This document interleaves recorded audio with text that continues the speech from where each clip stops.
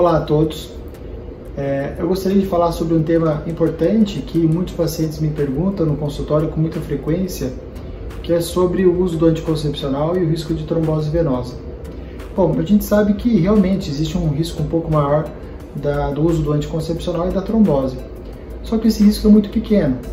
A gente sabe que a grande parte das mulheres que irão usar o anticoncepcional em toda a sua vida sexual não terão qualquer tipo de problema em relação à trombose venosa. Então, por que esse medo todo? Porque a gente sabe que o anticoncepcional ele pode, sim, em alguns casos, aumentar a formação de fatores de coagulação. Então, em alguns pacientes com risco um pouco maior de trombose, eles devem ser evitados ou devem ser escolhidos com uma maior atenção. E quais são esses pacientes que devem ter mais cuidados? Primeiro, pacientes que fumam, tabagistas ativos, possuem um risco muito maior. As mulheres que possuem algum histórico familiar ou pessoal de trombose, já teve flebite, trombose na perna, ou um parente de primeiro grau, principalmente com trombose venosa. Mulheres obesas, possuem um risco um pouco maior também. Diabéticas e pacientes que possuem uma idade acima de 35 anos, tem um risco um pouco maior de trombose venosa.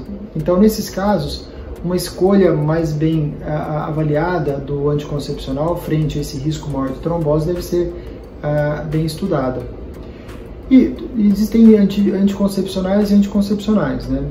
A gente sabe que aquele anticoncepcional combinado com estrogênio mais progesterona são os que mais possuem esse risco de trombose venosa.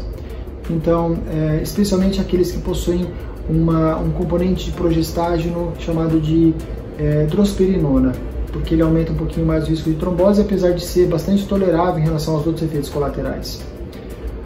Anticoncepcionais como DIU, anticoncepcionais como anel vaginal e pílulas somente com componente de progesterona apresentam um risco muito menor de trombose venosa e podem ser utilizados com mais segurança. Bom, eu dei uma avaliação rápida, é óbvio, mas toda vez que uma mulher for usar o anticoncepcional, é sempre importante consultar o médico ginecologista e, eventualmente, em casos mais específicos, consultar o vascular também, para que ele possa dar uma opinião e ajudar na escolha do melhor tipo de anticoncepcional, ok? Um grande abraço a todos!